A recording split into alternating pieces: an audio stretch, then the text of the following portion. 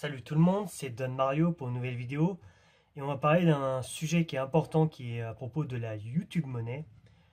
Bon, j'avais fait une vidéo où j'ai un peu raté mais ça fait rien, je vais le refaire parce que j'ai eu de la chance. Je vais le faire un peu mieux, hein, c'est comme les entraînements, vous savez, hein. Et à propos de la YouTube monnaie, je vais quand même taper dans l'œil, c'est très important parce que la YouTube monnaie ça se fait pas comme ça ni comme ça, hein. Il faut le savoir, hein, ne faites ça pas par profit. C'est faites que uniquement le YouTube Money ne faites que ça, que si vous avez un projet, un vrai projet. Donc voilà. Et donc on va parler de ce sujet qui est devant mes yeux, juste là.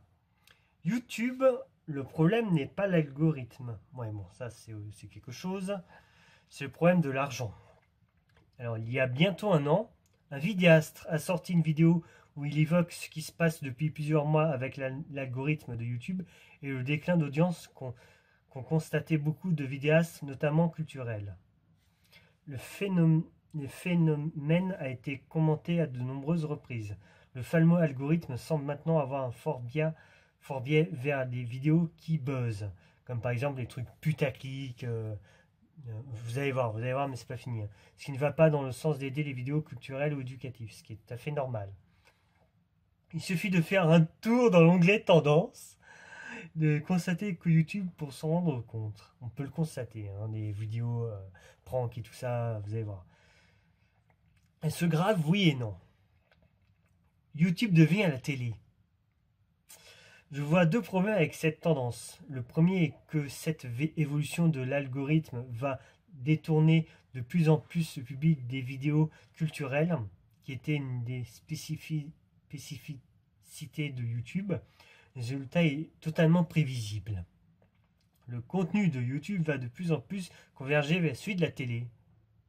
Les spectateurs y regarderont principalement du top, hein, comme Top 10, Topito, Lama Fâché, je sais plus quoi, autre comme conneries, pour certains bien sûr.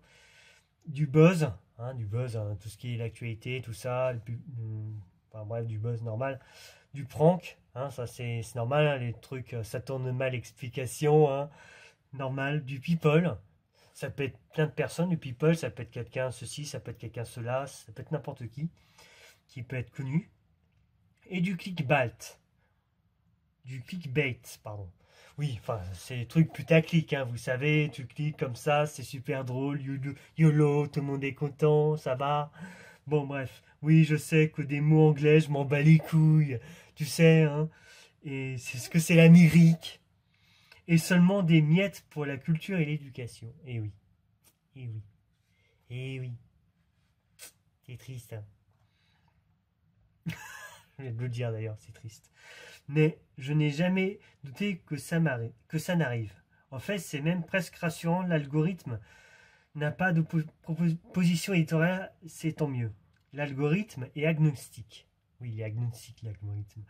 Il maximise le watch time, qui est très important, le watch time. On peut citer certains youtubeurs qui peuvent en faire de ce type. C'est-à-dire qu'il donne au public ce que le public semble aimer. On peut d'ailleurs regarder que le public préfère les pranks que les vidéos de Nota Bene. Mais qui serais-je pour imposer au public ce que je pense bon pour lui? La logique est donc assez darwinienne. Darwin, tout ça. YouTube va finir par complètement ressembler à la télé du point de vue de la répartition des contenus qui y sont visualisés. Et ça n'est pas grave, bien sûr, car la grande force supposée de la vidéo sur Internet, c'est sa diversité. Et c'est très diversifié, c'est sûr. Sur YouTube, il n'y a pas le filtre de la production télé qui éjecte tout un tas de contenus de qualité sur la base de critères plus ou moins arbitraires, comme c'est le cas actuellement avec les émissions scientifiques. Donc même si un point de vue de la composition moyenne de ce qui est regardé, YouTube va finir par ressembler à la télé. Contrairement à la télé, on trouvera toujours une myriade de petites chaînes, une longue traîne, et qui durent en illimité, hein, je vous le dis tout de suite, c'est super ça. Des chaînes qui pourront librement proposer du contenu différent de qualité, qui trouvera son bonheur, son petit public. Du contenu qui n'aura pas pu exister à la télé, et oui, et heureusement. Sur le papier, ça me va très bien. Mais on en arrive au deuxième problème. Comment on fait vivre les gens qui produisent ce genre de contenu et pour lequel il existe un public? Le problème du modèle économique. Forcément, aujourd'hui, il n'y a pas le modèle économique viable pour les vidéastes culturels. J'ai peur que cette longue traînée de contenu de qualité finisse par s'éteindre à cause de cela. Les contenus putaclic. Donc à la télé, ce contenu de qualité est tué par le filtre des choix de la production. C'est normal. Sur YouTube, c'est illimité. Il sera tué par l'argent, tout simplement. Et l'absence de modèle économique. Bien sûr, vous allez me dire qu'aujourd'hui, ce contenu arrive à exister malgré l'absence de modèle économique, sauf que si on regarde la situation des vidéastes culturels francophones, il n'y a pas grand-chose de professionnellement pérenne, ou pérenne plutôt. Certains profitent d'être encore jeunes, étudiants insouciants, c'est bien, mais ça ne durera pas. Pour faire du bon contenu culturel, c'est bien aussi de s'appuyer sur des gens expérimentés. Certains financent temporairement leur activité de vidéaste en écrivant des livres. Pourquoi pas, ça fonctionne un peu pour quelques-uns, mais c'est ni généralisable ni pérenne. Les placements de produits et autres opérations spéciales me semblent assez délicates à manier. Pour ma part, j'ai déjà eu plusieurs propositions, mais je ne vois pas bien comment concilier cela à l'objectivité et la rigueur scientifique qui sont ce que les gens viennent aussi chercher sur une chaîne comme la mienne. À ce jour, il n'y a que le financement participatif, notamment Tipeee. C'est tout ce qui est les dons et tout ça, entre guillemets. Il propose une solution qui sort du lot, mais qui sert certains sentir mieux grâce à ça. On est très loin de pouvoir faire vivre une longue traîne de vidéastes culturels. Donc tout ce qu'ils font là, c'est uniquement pour payer le vidéaste, pour que le vidéaste soit payé, c'est normal. Alors, bien sûr, d'autres dont ils font partie s'en sortent car ils ont une vraie activité professionnelle par ailleurs, ce qui est normal. Outre le fait que ça résout le problème de l'argent. C'est aussi une chance car cela rend les vidéos plus riches et plus pertinentes. Comme les vidéos putaclic exactement, parce que ceux qui font les vidéos putaclic, souvent, ils ont un petit boulot derrière quand même, c'est important. Pensez-vous que soit qui sont en tant que salariés ou en tant que patron, ça il faut savoir. Pensez-vous que les vidéos de premium non nocerne seraient aussi bonnes s'ils n'exerçaient pas les médecines au quotidien? Je sais pas c'est qui, enfin bon, on s'en fout.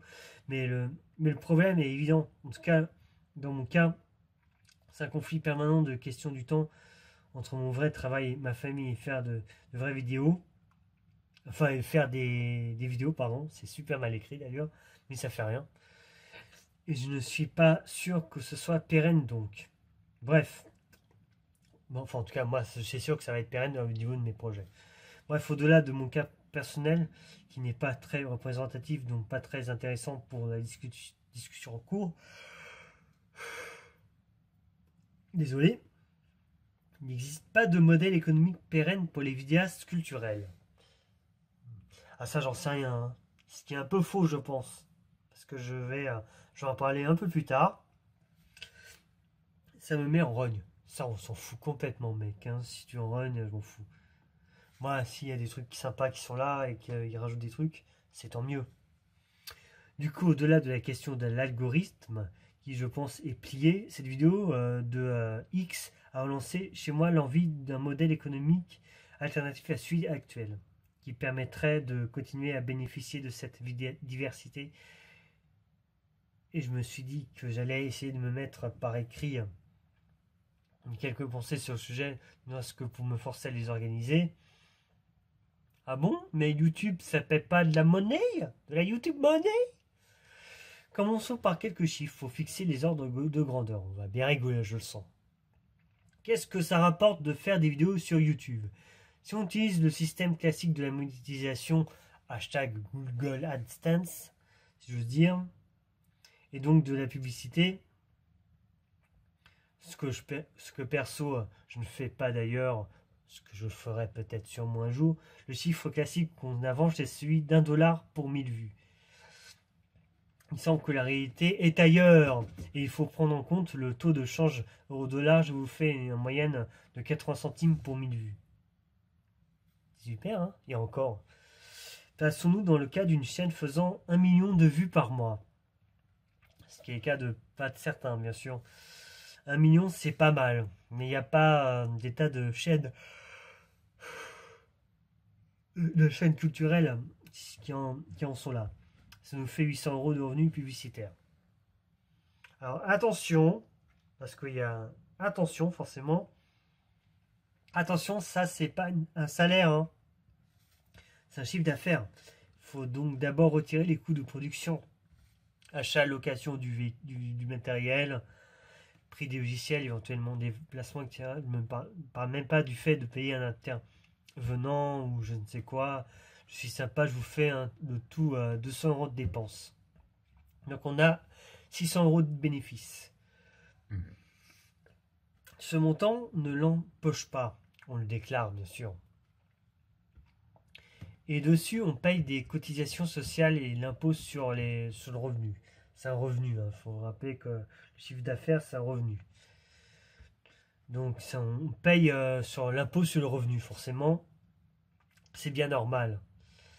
Il existe plusieurs variantes fiscales. Mais pour faire simple, il en reste en gros une moitié. Ici, 300 euros. 300 euros, c'est essentiellement moins de SMIC. Hein. Donc, pour toucher un SMIC de revenu publicitaire, il faut en faire 4 fois plus. Donc 4 millions de vues par mois. Donc vous mettez des mecs putaclic, c'est bon, vous l'avez votre SMIC. Combien de vidéastes culturels atteignent ces chiffres? Pas beaucoup. Et on me parle que du SMIC. Ce que je trouve paradoxal dans l'affaire, c'est que le fait que le YouTube culturel n'arrive pas à se trouver un modèle économique. Alors qu'il produit du contenu de grande qualité, hein. De la qualité plutôt de la quantité, hein, avec des coûts de production bien inférieurs à ceux de la télé. Il suffit d'avoir déjà vu un tournage avec une équipe de professionnels pour s'en rendre compte. Producteur, réalisateur, ingénieur son, éclairagiste, régisseur, monteur, mixeur, étalonneur, graphisme, et j'en passe. Juste pour fixer les ordres de grandeur, la production complète d'une émission professionnelle va plutôt se situer entre 1000 et 4000 euros la minute. Ce qui est énorme. Par exemple, plus de 100 000 euros pour un épisode de C'est pas sorcier de 26 minutes. C'est énorme. Même si on peut argumenter sans problème que la minute de C'est pas sorcier est plus qualitatif que la minute de celui de Nota Bene, ça fait quand même une sacrée différence de coût de production. Alors le paradoxe est donc double. D'une part, vu que ça a existé à la télé, il doit bien être possible de trouver de l'argent pour financer des contenus culturels. D'autre part, pour une même quantité investie, on produirait bien plus de contenu via les vidéastes YouTube que les producteurs télé classiques. C'est vrai. Ça, c'est vrai. Là, je voudrais faire un peu de raisonnement économique. Si les vidéastes, c'est-à-dire les youtubeurs, produisent du contenu sans arriver à toucher l'argent pour le faire, c'est quelqu'un leur en veulent. Bon, ils sont là pour voler. En fait, non, ils ne sont pas là pour voler, ils produisent des trucs, mais c'est un peu du vol, c'est vrai. D'une façon ou d'une autre, et qui, à votre avis, c'est pas YouTube. Parce que YouTube n'est pas responsable de ce massacre, faut l'avouer. Bien que la société appartienne à Google et donc ne soit pas en danger, il était aussi financièrement à la dérive. C'est-à-dire que l'argent que YouTube gagne en faisant des pubs compense à peu près le coût énorme des infrastructures, serveurs, bandes passantes. Donc si les vidéastes mangent des patates, ce n'est pas très grave, c'est pas la faute de YouTube. Alors, qui les prive? Les spectateurs. Ce qui les prive, c'est les spectateurs en général. Vous êtes les grands gagnants de l'affaire. Les vidéastes ne gagnent pas d'argent, YouTube ne gagne pas d'argent, et vous profitez gratuitement en permanent d'un contenu culturel de qualité.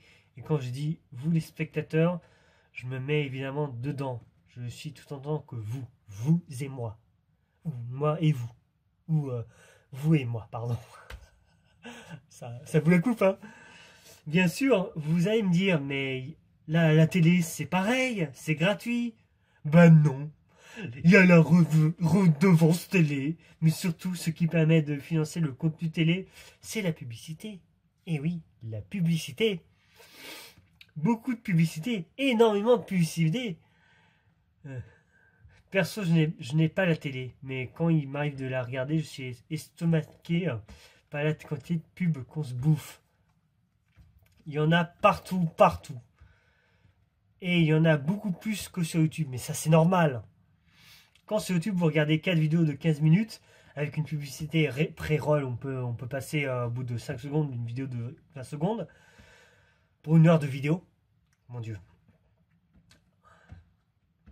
À la télé, la durée est entre 4 et 9 minutes. Moi je vous fais par 8 minutes. Moi je vous dis 8 minutes de pub par heure. Suivant les chaînes et les programmes. Soit entre 10 et 30 fois plus de publicité à la télé que sur YouTube. Je dirais... Moi, je vais vous dire, je vais vous faire un calcul. 8 minutes, 1 heure. Vous mettez un quart d'heure, 2 minutes. Je vais dire 8 minutes, 1 heure. On va dire 8 minutes, 1 heure. 8 minutes, ça nous fait à peu près 15 pubs. Facile, 15 pubs. 15 pubs, c'est comme la télé. 15 pubs pour 1 heure. Donc, ça nous fait 1h08 de watch time. En tout. Voilà, je ne compte pas le fait que beaucoup d'utilisent AdBlock. Alors là-dessus, faites super important, désactivez AdBlock, s'il vous plaît.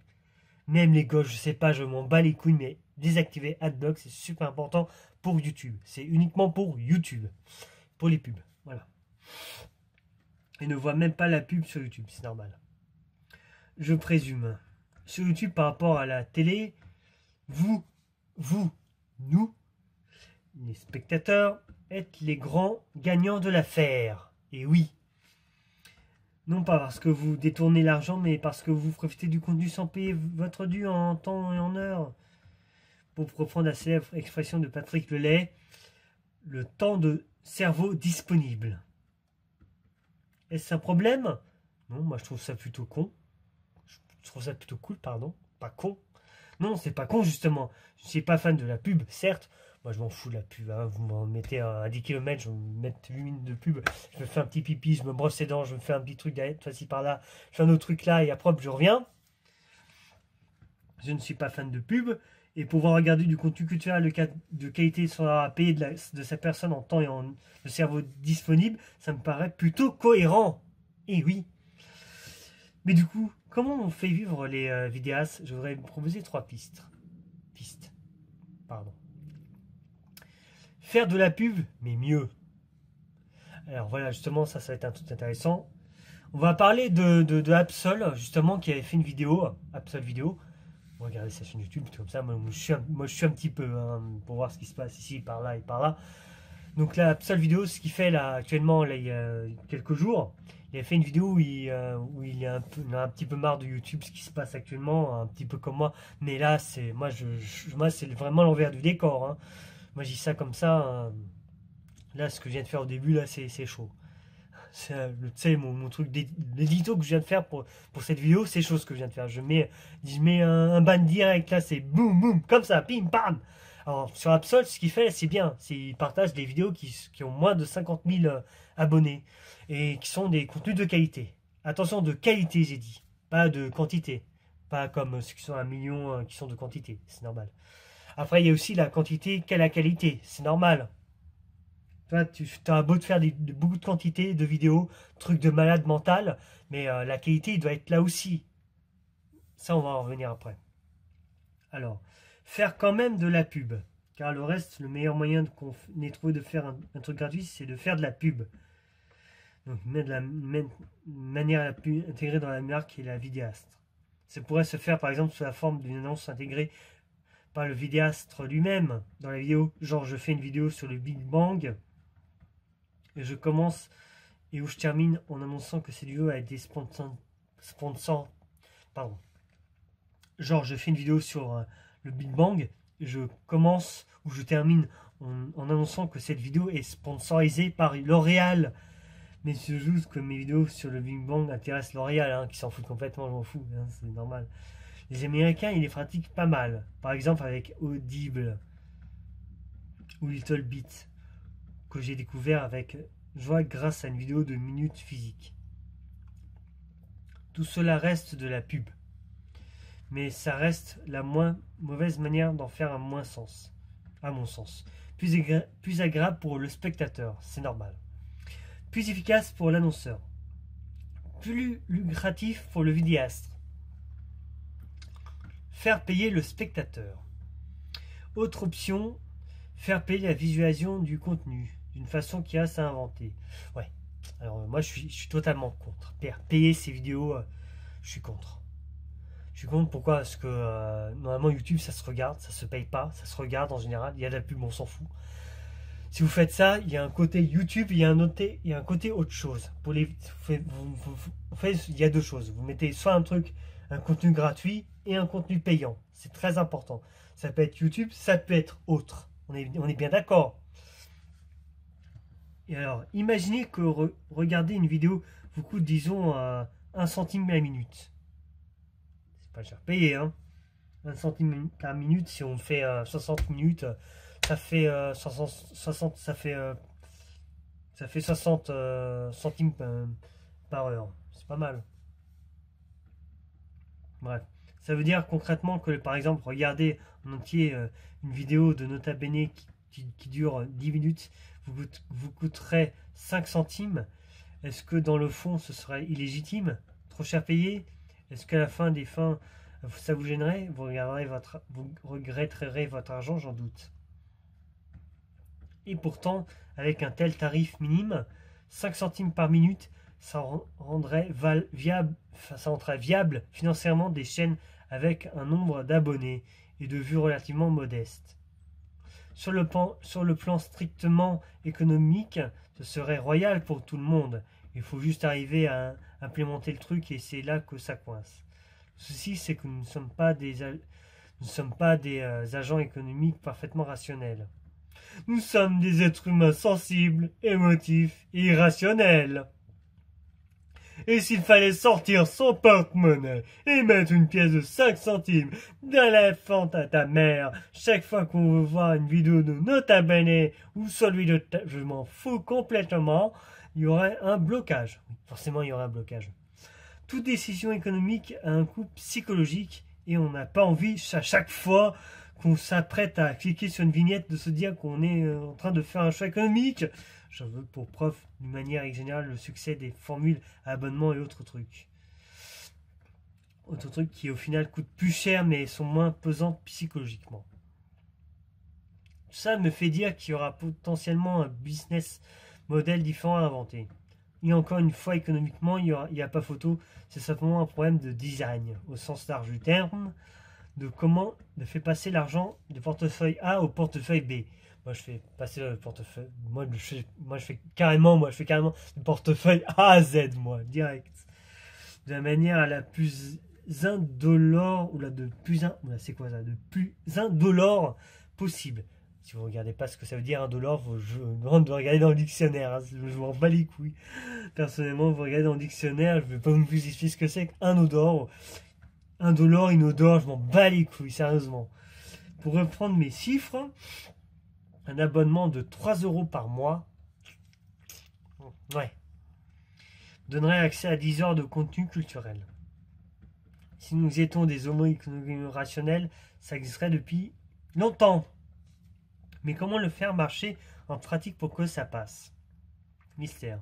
Je trouve que c'est une question passionnante et difficile, et celui qui parviendra à y répondre sera très fort, que ce soit YouTube lui-même, une plateforme concurrente, c'est jamais, hein, ou un nouveau venu sorti de nulle part, tu sais, un truc qui vient de nulle part, surtout c'est un fake. Enfin bref, ce que je trouve intéressant, c'est qu'il me semble que la communauté francophone des vidéastes culturels a juste la bonne taille pour tenter un truc, un changement de modèle économique. Suffisamment grand et riche pour que le truc passe, mais suffisamment petit pour qu'on se connaisse tous. Ce qui est un peu faux, parce que je sais que s'il y en a un qui fait de la... Admettons qu'il y a une grande chaîne YouTube fasse de la pub pour des contenus de qualité. Et c'est là où le mal blesse. Mais heureusement, on a tout prévu. Qu'on soit prête à se mettre d'accord pour tenter une nouvelle expérience. Perso, si j'étais un investisseur avec quelques millions à jouer, je tenterais le coup. Le financement public. Dernière piste que je voudrais suggérer, le financement public. Pour revenir sur le cas de la télévision, il y a évidemment un tas de voies de financement public. Que ce soit via le redevance télé ou bien des financements de type CNC, hein, tout ce qui est truc cinéma et tout, production et compagnie. Pourquoi ne pas en partie financer des vidéastes culturels avec des fonds publics? Ce que font certains avec Tipeee et tout ça. Après tout, j'ai la prétention de considérer que beaucoup d'entre eux font œuvre de service public. Évidemment, il ne s'agit pas forcément de transformer les youtubeurs en mécènes, hein. Mais on pouvait imaginer plein de choses. Par exemple, le CNRS, où les institutions du même genre pourraient passer plus systématiquement des commandes aux idées scientifiques pour voir de tel ou tel sujet. Bien sûr, tout un tas de raisons. On n'a pas forcément envie que les vidéastes perdent leur indépendance et deviennent utilement les porte-parole officiels de la voix de l'État. Mais d'une part, ça fonctionne pas trop mal avec certains médias publics. Je pense à Radio France par exemple. D'autre part, on pourrait aussi imaginer des trucs alternatifs qui évitent que l'État ne contrôle trop le contenu de ce que les vidéastes produisent. Par exemple, on a vu que le financement participatif de style Tipeee ou autre chose était assez efficace. Pourquoi l'État ne devrait-il pas abonder le financement participatif? Ah bah ça, j'en sais rien. Vous avez qu'à demander à Emmanuel Macron et tout ça et compagnie pour voir ce qu'ils en pensent. Un peu à la façon des organismes agréés, genre associations utilitaires publiques, pour lesquelles les dons sont défiscalisés. Imaginez un truc du genre, chaque fois que vous donnez 1 euro sur le Tipeee, l'État ajoute 2 euros à la mise. Cela permettra de mieux financer la création tout en laissant indirectement au grand public le choix de la répartition de la manne publique. Évidemment, il faudrait régler quelques détails techniques, du genre éviter qu'on puisse se donner à soi-même pour emporter l'abandonnement, mais je laisse tout ça en exercice au lecteur. Bon voilà, c'est une petite vidéo tranquille sur le problème de la YouTube monnaie. Donc, comme j'avais dit précédemment au tout début de la vidéo, ne faites ça pas par intérêt, ne faites ça que par projet. Si vous avez un réel projet d'investissement, d'investissement réel, par exemple, ça peut être mes bijoux fantasy qui sont ici, hein, ça peut être un parfait exemple que je sache. Sachant que j'ai toujours des projets qui sont en cours. Bon, là actuellement avec tout ce qui est avec mon emménagement et tout ça, c'est un peu compliqué. Et mon temps mon temps d'emploi du temps est un peu chargé, je pense, dans les semaines à venir, malheureusement. Donc j'espère que cette vidéo, que ce sujet, ou surtout cette vidéo, vous a plu. En espérant que, alors pour une fois, exceptionnellement, je vais quand même regarder vos commentaires, vos avis, bien sûr, en cliquant, bien sûr, pour une fois, les pouces verts. Parce que je sais que précédemment, qu'il y a des rageux et tout ça. Moi, je vous dis, ce qu'ils en pensent, m'en fous. Hein. Ils peuvent donner leur avis, ce que serait positif pour une fois. Cette fois, parce que c'est une vidéo intéressante que je vous dis. Hein. C'est pas une vidéo où je fais ceci ou je fais cela.